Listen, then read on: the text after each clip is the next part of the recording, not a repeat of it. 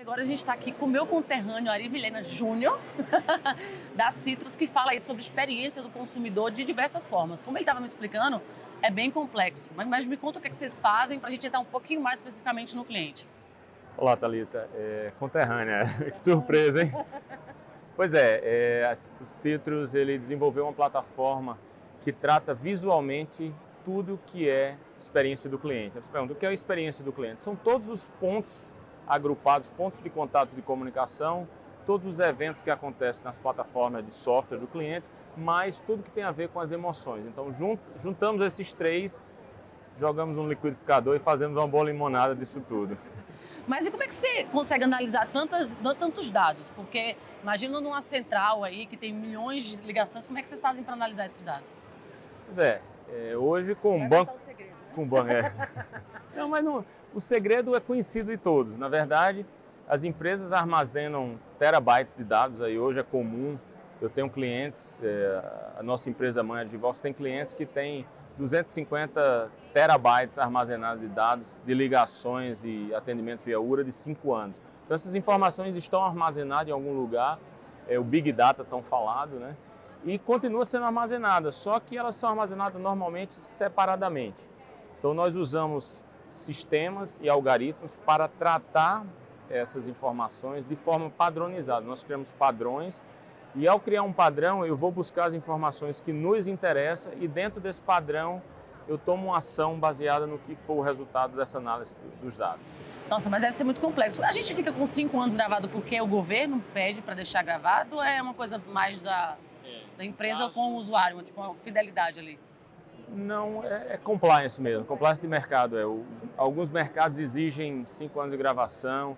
E outra coisa, vai que o cliente vai reclamar na justiça, eu preciso ter a prova do que foi solicitado. E se é uma transação bancária, isso pode custar muito se você não tiver a gravação. Como é que você pode então ajudar efetivamente os seus clientes para desenvolver, sei lá, canais, para realmente que ele tenha uma experiência, né? Que o cliente dele tenha uma boa experiência no atendimento dele, que normalmente é atendimento. Ou você pega todas as áreas, pode ser vendas, pode ser... Pode, claro, as jornadas do cliente elas podem ser mapeadas para várias áreas. A gente sugere que o cliente comece a mapear as jornadas que mais doem, eu não uso a palavra doer, mas os limões mais azedos, né? Começa mapeando por aquilo, se for um hospital, talvez no atendimento de emergência, se for numa revenda de automóvel, na abertura de uma revisão, se for numa escola, talvez na cobrança de boletos em atraso, enfim, não existe área específica. O que a gente aconselha é que a gente monte uma jornada de forma estruturada e a grande facilidade nossa do Citrus é que a gente traz os ingredientes do fim para o meio. Na hora de transformar limão em limonada, nós já trazemos os ingredientes que ele vai usar quando chegar no final. É um padrão, será?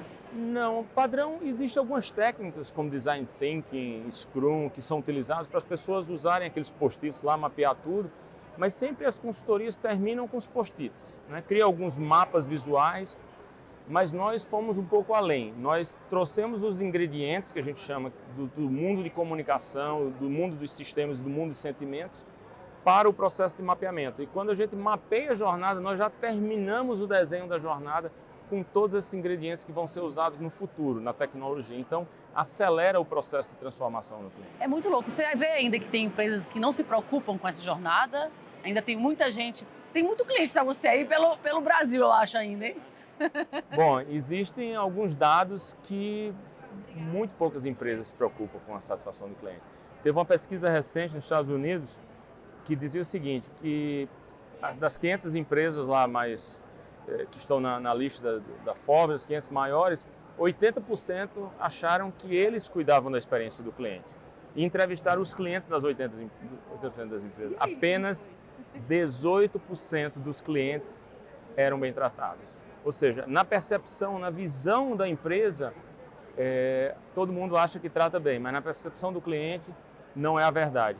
E esse é o maior desafio nosso, desenhar jornadas e entregar jornadas não na percepção das empresas. Convencer os líderes, os decisores das empresas que a jornada ela precisa ser mapeada e desenhada e entregue na visão do cliente. Porque hoje não importa, você não adianta dizer, eu tenho um produto bom para você. Não, eu tenho uma experiência agradável que é aquela que você quer. Então, está faltando muito isso, olhar para a construção de jornadas na visão do cliente, na perspectiva do cliente. Isso me traz muito a minha lembrança. Sou blogueira de startup tem 6 anos.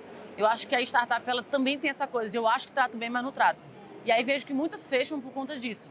Ou que elas acabam que, porque, por exemplo, uma galera de O2O, uma galera de compra coletiva, teve um problema de jornada de cliente ali.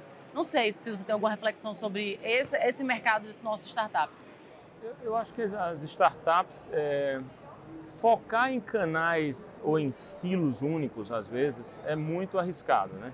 Eu acho que o maior problema hoje das pequenas empresas é acreditar que um único silo, sei lá, mídias sociais, vai resolver o problema da minha vida. E não é bem assim, porque o cliente tem o walk-in, tem aquele que chega na sua porta, tem aquele que telefona, tem aquele que manda um SMS. Então, e como é que eu trato tudo isso dentro de um contexto? Às vezes você estoura a reclamação em um canal e você não está pronto para aquele canal, e aí pode acontecer isso. Eu acho que a questão das startups, elas têm condições de alavancar e fazer negócio, mas tem algumas variáveis que eu digo que não é só a ideia que funciona em startup. Não mesmo, porque a ideia é 100%, né? Daí você tirar isso do papel e desenvolver já são outros 500. Como é que está sendo a feira? A feira tá legal. A gente não está acostumado a tratar com esse público, porque a Digivox a gente tem 15 anos de mercado, mas o nosso cliente final, o nosso decisor, são executivos, é uma linha um pouco diferente, né?